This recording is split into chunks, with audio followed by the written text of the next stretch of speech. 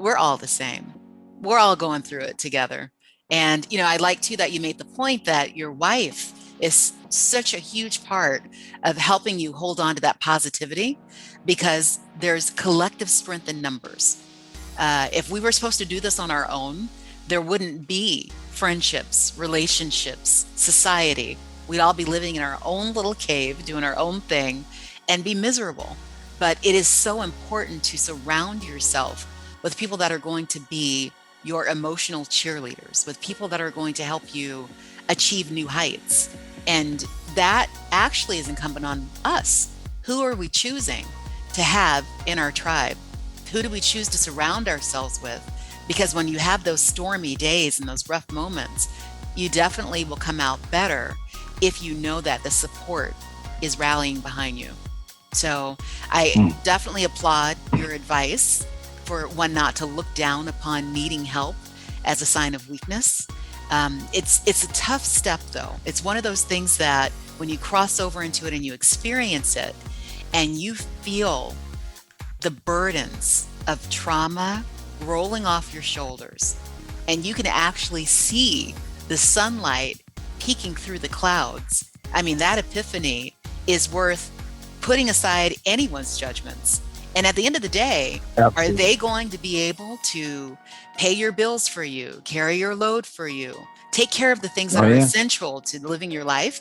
No, everyone has to step into Yeah. that on their own. So you're absolutely right. Exactly. Yeah. Yeah. And I actually use that same example with my children. I'm Yeah. like, what's important in life? What is important to you? Is friends more important to you? Is having a job and working and having an income and being able to stand on your own 2 feet and supporting yourself, is that important to you?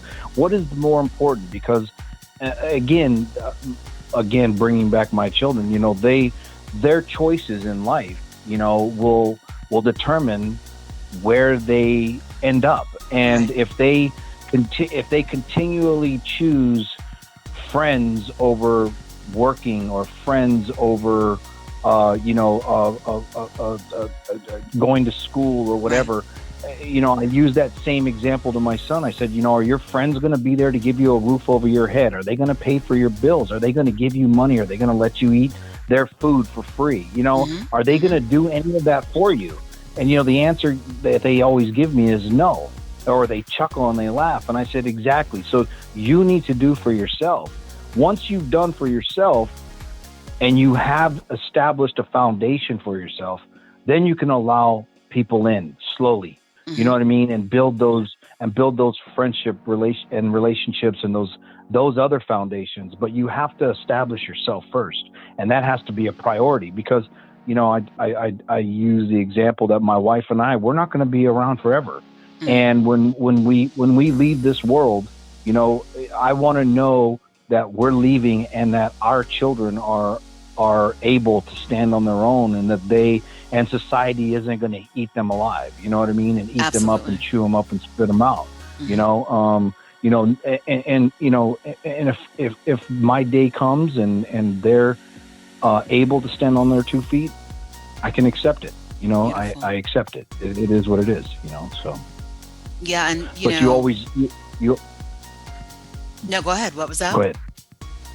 I was going to say, but when you have that uncertainty and you don't have that definitive feeling, or that or know that that's the case, every day seems a little bit more hectic, or a little bit more, at least from a parental point of view, from a Hmm. parent's point of view, Hmm. because the days are rolling forward, and as the days go by, your time starts ticking backwards, and you're kind of and you're seeing your children that are not at the point that they should be, or have not put enough effort into getting to a point that they should be. You know that when that day comes, because there is no if, when the day comes, Hmm. and my time is called and the good Lord decides to call me home, that you stress and you worry and you wonder, okay, well, how are my kids going to do it? Right. Are they going to be okay? What's going to happen to them? and it just adds that much more pressure, on the parent, and on the as you're as you're expiring or whatever. At least that's my take on it. No, Again, that's super insightful. And, I always say everyone has a different means of looking at life. And so it's like the prism that you hold up to the sun, and it's going to have different colors popping out of there. But the most collective element is to learn from each other. So I think that's valuable. You're absolutely right that it made me think of the grains of sand in an hourglass. When you first flip it over, it looks like you got plenty of time. But something happens as it starts getting close to the end where it kind of plays with your mind a little bit. Is it moving faster? And really, it was just a matter yeah, of the time was what it was. But there's a question of, did you use every day to the max?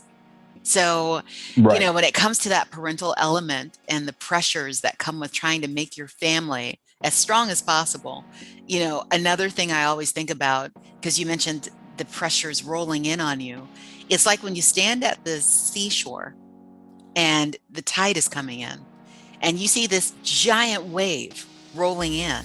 And you get photographers trying to capture it, you get the surfers trying to catch it, but it wouldn't be a wave if there didn't have a million collective drops. Each of those drops are the lessons that parents are passing on to their children. And at the end of the right, day, the life they lead, that wave, is because every single treasure that a parent passed on, children don't forget that. They hold on tight to that. I mean, you can think back to the things that your mom and your stepdad shared with you that are instrumental to you teaching lessons to your children now. And as you have the granddaughter that's coming into the world, I'm sure all that's rolling around in your mind and in your heart. What can you pass on to her? And that's the key. Just make sure you take advantage of every day and don't waste one. It's just too precious. right. And you can only hope as a parent that your children do take those examples, and they take the advice that you give, and at least think about it. You know what I mean? And Right. you, like I said, as a parent, you can only hope that they do. Right. Hopefully they do. Unfortunately, sometimes they don't. And, they end up in situations that you tried to prevent them from being in. But they thought that they had a better way of going about doing stuff or doing things in life. And now they have to deal with the consequences. You know what I mean? So, And the irony um, is we did it too. Everybody we goes did. through Yeah. that where you think you know better and then you're Yeah. like, wait, maybe Yeah. there's a reason that Yeah. mom and Absolutely. dad are doing it that way. you know? Yeah. So yeah, Oh life yeah. is Oh funny yeah. that Trust me. way. I was very rebellious. Like I said, I was very rebellious. Hmm. I lived a double, sometimes triple life when I was younger, and tried to balance them all. That's a But lot. again, like I said, yeah, you're right. And but if it wasn't for the experiences, and if it wasn't for the things that I had gone through, or things that or even put myself into, the situations I put myself into, I probably wouldn't have learned what I've learned, and have gotten to the point that I'm at today. I mean, that's Amen. just, like I said, anybody who learns from their experiences and deals with, the speed bumps in the road, and can overcome them, even somewhat, and can take away from those experiences a lesson, or, something that they've learned to make sure that they don't do it again. That to me, that's success. You know what I mean? Absolutely. And like you said, Absolutely. everybody has a different level of success, and everybody's success levels are different. It's based upon what they perceive as success. Right. But to me, I look at it as a whole. Anybody who can achieve, or can get past obstacles in their life in one way or another, you know what I mean? And they take from that a lesson that they've learned. To me, that's success. Every I couldn't agree obstacle is there more. for a reason. Oh yeah. Yeah. Yeah. Yeah. And I think too, the flip side of that coin, when we're on the subject of success, failure. So many people are afraid to fail that they don't take the risk. And The reason Right. why that can be so limiting is because there's nothing wrong with failure. The fact that you failed is a celebration that you tried. And when you rack up the Right. numbers of those that don't even bother, that in and of itself is success. And there's Absolutely. that wonderful feeling that comes from doing something that you or someone in your circle said you couldn't, and you're like, wait a minute, if I could do that, what else can I do? So, Right. what I encourage everyone to do, get out there, put yourself in front of something that you thought you couldn't do, and prepare to be amazed, because that's going to be the Right. fuel you need to try the next thing and the next thing.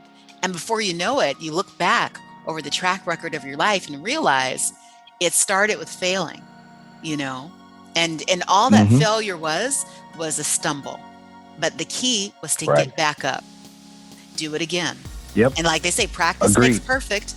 So at some point, you're going to be able to step into your own definition of success and truly be happy and content with what your life has, not compared to somebody else, but based on what you need to be doing yourself.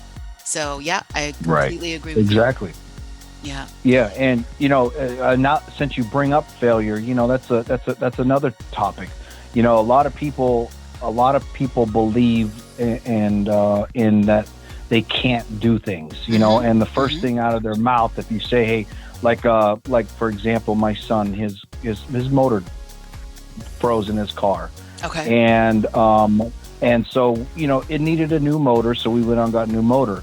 And I told him before we bought the new motor, I said, listen, our friend who's a mechanic, I said, he's willing to help you do it, but he's going to put you to work to do some of the stuff yourself.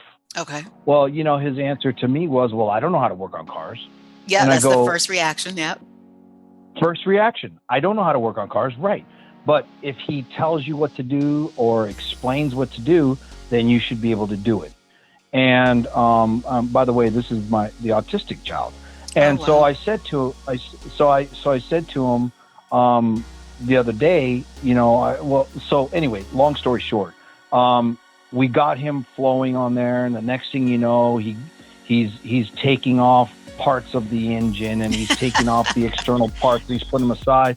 And I'm like, see, you never say you can't do something without trying, There you go. because if you say you can't do something, when somebody asks you to do it, it's not that you're failing. You're just not trying. You're not willing to try. Mm-hmm. Failure is when you try to do something and you don't succeed, and you don't, like, if you go out there and you say, okay, I want you to take off the manifold from the motor. This is what you need to do. Mm-hmm. And you go out there and you try to take the manifold off, and the bolts are too tight, or you don't have the right tools and you can't get it off. And then you come back and say, I couldn't get them off. I couldn't do it. Okay, you failed. It was a small setback. So what do we need to do? We need to figure out what we need to get to be able to get that manifold off. Nice. So then, you get the right tools, and then you go out there and then you take it off. Now you have succeeded. You failed the first time because you didn't have the right tools, or you didn't have the right, whatever you needed. And once you got the right tools, then you were able to do it. You know what I mean? But to say you can't do something without even trying, to me, that's either fear, or it's like you said, it's a fear of failure, or it's just being lazy. And I use that term a lot. It's popular. You don't want to, Mm-hmm. you don't want to go out and you don't want to do the work. Therefore, you're going to say, I can't do it. Well, you can do it. And, as me personally, from a personal point of view, I have always used the fact that, to me, it was like a game, right? Mm-hmm. I've always used the fact that people would tell me, well, you'll never amount to anything. You'll never be anything. You'll never be successful. You'll never achieve anything. And to me, those were challenges. And I use those challenges like a game. Like, I'm going to prove you wrong. I'm going to make you eat those words. I'm going to show you that not only will I be able to do this, but I'm going to be able to do more, Mm-hmm. or I'm going to go above and beyond. I'm gonna prove you wrong. And I've always used that as fuel to motivate me and to drive me and and to achieve those things. So, it not only was it a lesson from, my parents teaching me the values and things, but it was Hmm. also the doubters and the negativeness that drove me to say, you know what, I'm going to prove you wrong. I'm going to Excellent. show you that I'm going to not just get to point A, but I'm going to go to point B and C and D and E. You All know the what I way to mean? Z. So it's all the You way to got Z. it. You Absolutely got right.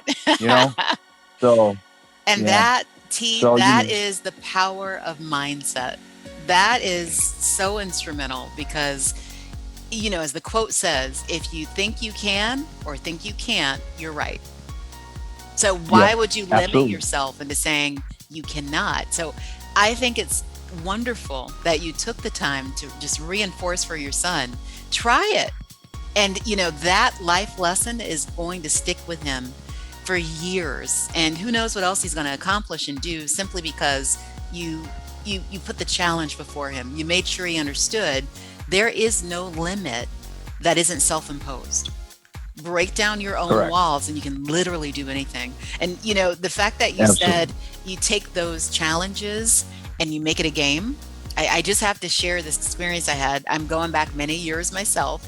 um, Man, yeah, I think I was still in my teens, and I had traveled with my school meet out of town. We were doing like a national competition for speech. Now, a little bit of background on me. I'm born in a very small cow town, like Okeechobee, here in Florida. Many people, if they don't look at the map, they have no clue where it's at. But it's a Native American word for big water. A lot of good fishing back in the day. And we had to go to this big city, and I'm up. And right before I go on to compete, one of the judges comes at me with this big scowl on her face. And she says, I don't think what you're wearing is in dress code. And so we may just have to disqualify you on that. And I said, well, at least until you get information, if I could just proceed, I'll do my best. So fast forward, ends up her daughter was in the competition. She was intentionally trying to stir something up as a distraction because, the worst thing you can have before a competition is something being hurtled at you like you're not Right. going to win. And, I did Hmm. the same thing. Anytime someone says you can't, I drop the apostrophe T and I'm out to show you not just that I I can. can, but how quickly I can. So Right. fast forward, I go back to the hotel, switch out. And by the way, the violation was I was wearing a sleeveless shirt, and it really wasn't a rule. It was just something that she put out there to just up the pressure, up the ante. I come back, I Right. look at the list to see if I made it to round two. Lo and behold, I'm in. So again, she doesn't know. Now she's created a monster. I'm like, you Yeah. did that to me. Wait until this is I'll unleashed. show you. so, Right. so Yep. so it's Exactly. ammo. It Yep. is powerful fuel. So, instead of that self-fulfilling prophecy where children are told you're not pretty enough, you're not smart enough, you can't do that.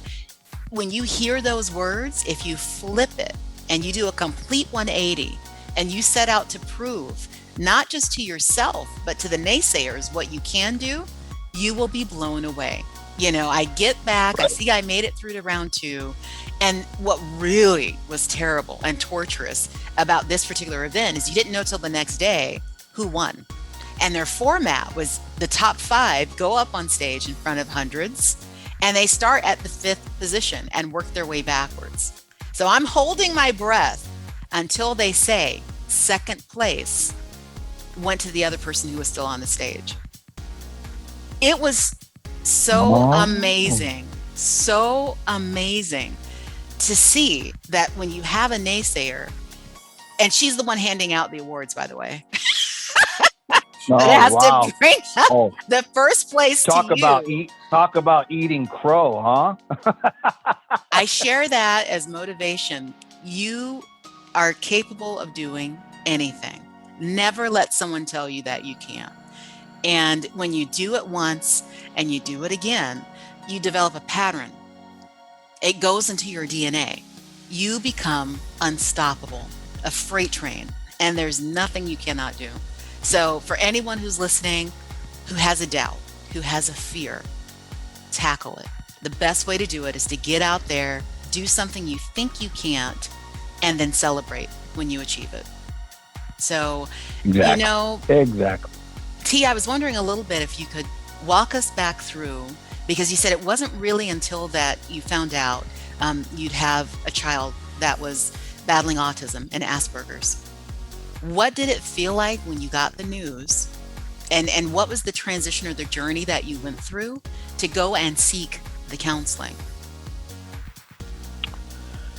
Well, so my son was diagnosed with Asperger's when he was about, I guess he was about 5 years old. Okay, very young. And yeah, when I, when we found out, the first thing that popped into my head is, again, being the realist that I am, is that he's going to deal with challenges. He's going Yeah, to deal with lots of challenges, not just not just personal challenges, but just in society in and of itself. right. And that was and my fear was, and my fears have always, I don't want to use the word fears, because I, I had I was always concerned about, you know I wanted my children to make sure that they could survive in this world and not get chewed up and spit out, because I have seen so many people, that I grew up with, and who whose lives ended too soon, Hmm. or didn't live the best life that they could, or at least that I thought they could, etc. So one of the things that came into my head at that moment in time was, he's going to have to deal with a very cruel world, Yeah, and a very very, he's going to have challenges. Um, the second thing that popped into my head was, okay, well, I'd never had a child with a disability, or a disability like this. What do I do? right. It's already a challenge when you bring kids into the world, that you only know what to do with your children based upon what was done with you, Right. or what you see with other people. So you try to make, there's an old saying that says, children don't come with a user manual, and they Uh-huh. don't. Right. You have to kind of, take from your life experience, and process that, and then say, okay, well, these are the things that were done when I was a kid growing up. Do I agree? Do I disagree? Should I change how modify that was done with me to. Thanks so much for watching. Be sure to share this video and like, comment, and subscribe. You can find us on Instagram, Facebook, and Twitter at New You Wow. Until next time, stand tall in your power and remember, your belief in yourself is your superpower.